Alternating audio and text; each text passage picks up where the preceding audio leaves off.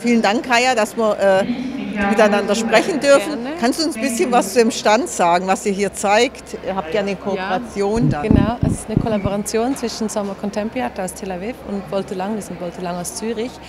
Und wir kollaborieren mit einer Galerie, mit der wir eigentlich keine Künstler teilen. Das heißt, es ist wirklich eine Kollaboration im Stand. Und Gregor Hildebrand, das ist ein Künstler aus der Galerie Summer Contemporary, hat den Stand gestaltet, hat die Standarchitektur gemacht und eigentlich auch so das Setting für die anderen Künstler, die gezeigt werden, hergestellt. Die Wand ist von Gregor und die Stellwand, eigentlich, die den Stand noch mal weiter definiert oder die dem Stand so eine Art Ausstellungsarchitektur verleiht, ist auch von Gregor Hildebrand. Die anderen Künstler, Patrick Hari hier, mit den zwei Arbeiten und Benjamin Senior hier, sind Künstler von der Galerie Bolzelang und die mussten sich eigentlich so auf dieses Experiment, auf diese Situation einlassen, dass sie ihre Arbeiten in einem Kontext zeigen können, den sie nur wenig eigentlich beeinflussen konnten. Und das basiert auf viel Vertrauen und auch wohlgesinnt sein. Und eigentlich für uns ist das so die Essenz einer Kollaboration. Es basiert auf Vertrauen und einem gegenseitigen auch wohlgesinnt sein. Und so ist dieser Stand entstanden. Und ich muss sagen, wir sind überglücklich, dass wir gekommen sind und gemerkt haben, wie gut das auch funktioniert. Es hat auch alles perfekt gepasst, was man ja auch nicht unbedingt hundertprozentig erwarten kann. Die Arbeiten ergänzen sich sehr schön, also auch inhaltlich ist es wie eine Art von Kollaboration. Wir haben auch Künstler ausgesucht, die in ihrem eigenen Kontext auch eine gewissermaßen politische Arbeit machen. Also dafür ist Michael Helfman ein gutes Beispiel, das ist eine Künstlerin, eine israelische Künstlerin von Sommer. Die Arbeit hier, das ist ein Spiel, das gespielt werden kann.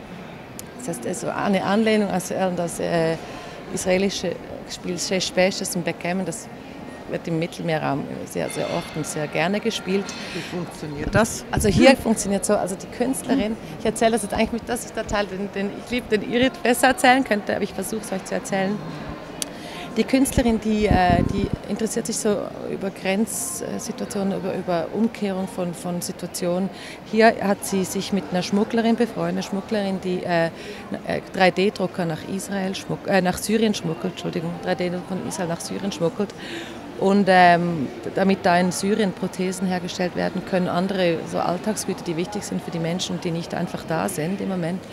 Und dann sind sie so im Gespräch darauf gekommen, gibt es eine Möglichkeit, auch irgendein Produkt so herzustellen, das irgendwie Frieden schaffen könnte oder einen Unterschied, ein Kunstprodukt, das irgendwie einen Unterschied machen könnte. Und sie haben dann dieses Spiel entworfen. Und das sind zwei Würfel, die sind in Syrien mit diesem 3D-Drucker gedruckt oder mit einem 3D-Drucker gedruckt. Die haben einerseits, steht da drauf, we will forgive and we will not forget. Eigentlich so der Satz oder das Zitat, das immer wieder auch vom jüdischen Volk gegenüber Deutschland angewendet wird. Und da spielt man so, da sitzt man sich gegenüber und spielt. Und es kommen immer wieder zwei verschiedene Wörter, die dann im Gespräch zu einem Satz gemacht werden können. Und es kommt zu Austausch, es kommt zu Kommunikation, eigentlich all das, was auch in der Kollaboration wieder wichtig ist. Das ist auch, es ist eine Weberei, eigentlich typisch auch, wie sie in der Region hergestellt werden. Auch die Hocker sind so gestaltet. Ich kann es zeigen, weil es ist so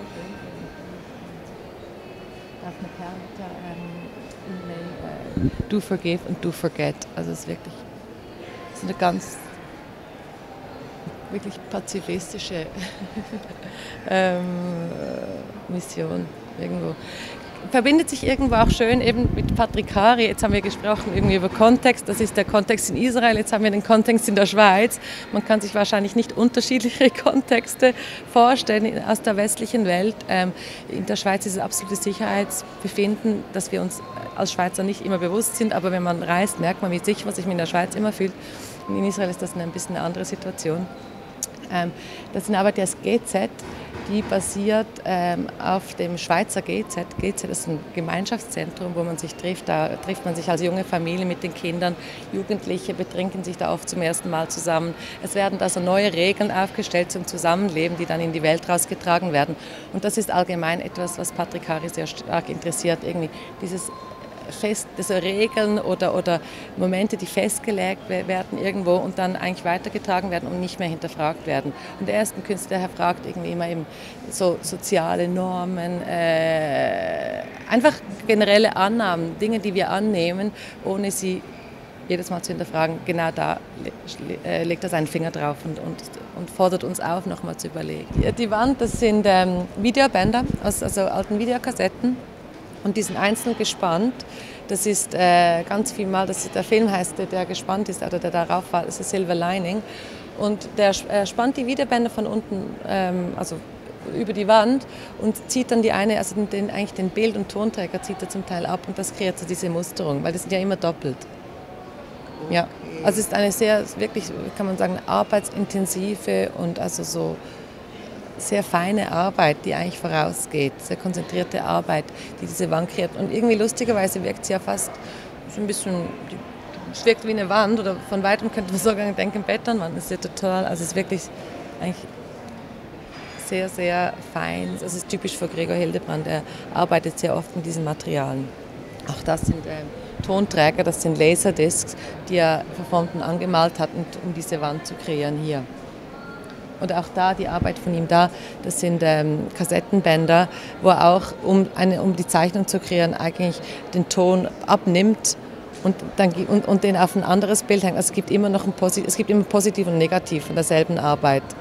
Also da, wo schwarz abgenommen, wo Ton abgenommen ist, das kommt dann auf, dieses Band wird dann zu einem anderen Bild gemacht, wo es ein Negativ davon gibt. Macht das Sinn? Ja, das macht Sinn. Gut. Ja, jetzt verstehe ich es auch. Weil es sieht wirklich so toll aus, aber man weiß nicht genau, was man sieht. Ja klar, also, ein bisschen Erklärung. Ich denke mal wahrscheinlich schon, also ein bisschen Erklärung hilft immer. Aber uns steht wirklich dieser Gedanke der Kollaboration und des gegenseitigen Vertrauens steht für uns jetzt im Vordergrund dieser Präsentation. Aber das Tolle finde ich an eurem Stand, man hat auch einen ästhetischen Wert. Also auch ohne, wenn man nicht das Dahinterliegende kennt oder noch wirkt es trotzdem. Also hat einen Wert ohne auch die Erklärung. Ja. Also es ist beides. Ja. Das finde ich ganz toll. Das ist gut, wenn es auch beides ja. Weil oft ist es ja so, man sieht etwas und es wirkt nur, wenn man es versteht. Ja. Aber das wirkt auch, ohne dass jetzt... Dass man den Kontext wirklich kennt. Ja, und wenn man den Kontext kennt, dann wird es halt noch spannender, dieses Ton und Bild, dass man das trennt und dadurch ein neues Bild erschafft. Also super. Sehr schön. Freut mich. Vielen Dank. Nee, vielen, vielen Dank.